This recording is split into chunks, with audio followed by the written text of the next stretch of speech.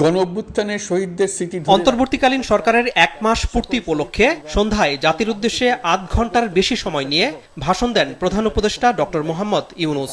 শুরুতেই জুলাই আগস্টে ছাত্র শ্রমিক জনতা অভ্যুত্থানে নিহত সকল শহীদদের প্রতি শ্রদ্ধা জানান তিনি। আমি গভীর শ্রদ্ধা জানাই। পরে বলেন, সুষ্ঠু নির্বাচন ব্যবস্থা ও সুশাসন প্রতিষ্ঠা করতে নির্বাচন কমিশন সহ সাংবিধানিক সংস্কার করা হবে। সেজন্য 6টি কমিশন গঠন করা হয়েছে জানান প্রধান উপদেষ্টা। নির্বাচন ব্যবস্থা সংস্কার কমিশনের প্রধান হিসেবে দায়িত্ব পালন করবেন ডক্টর বদিউল আলম মজুমদার। পুলিশ প্রশাসন সংস্কার কমিশনের প্রধান হিসেবে কাজ করবেন জনাব সরফরাজ চৌধুরী।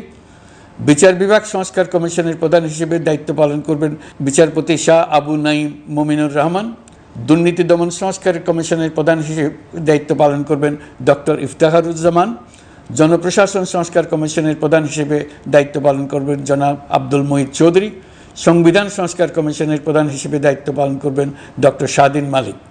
কমিশনের প্রতিবেদনগুলো নিয়ে চূড়ান্ত পর্যায়ে ছাত্র সমাজ, নাগরিক সমাজ, রাজনৈতিক দলের প্রতিনিধির সাথে আলোচনা করে সংস্কার ভাবনার রূপরেখা চূড়ান্ত করা হবে বলেন ডক্টর ইউনূস।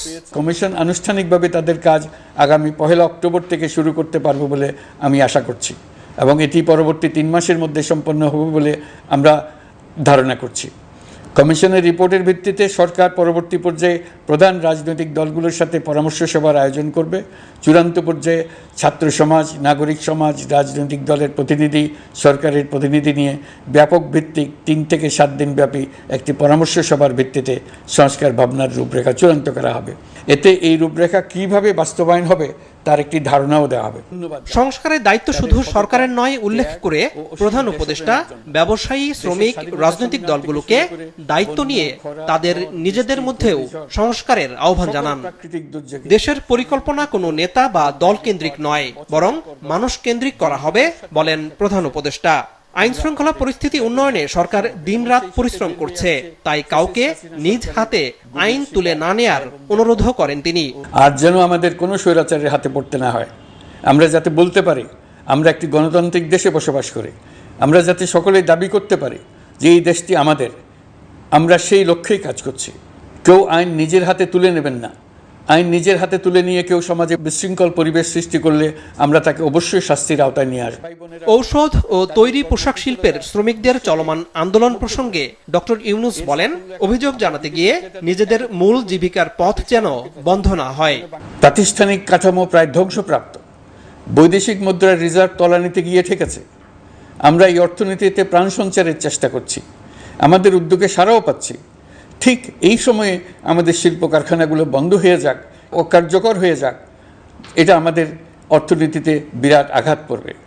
শ্রমিক মালিক উভয়ের পক্ষে আলোচনা করে এসব সমস্যার সমাধান আমরা অবশ্যই বের করব। আপনারা কারখানা খোলা রাখুন, অর্থনীতির চাকা সচল রাখুন, দেশের অর্থনীতিকে সোজা হয়ে দাঁড়াতে দিন। আমরা আপনাদের সমস্যার স্থায়ী সমাধান বের করার জন্য সর্বশক্তি প্রয়োগ করব।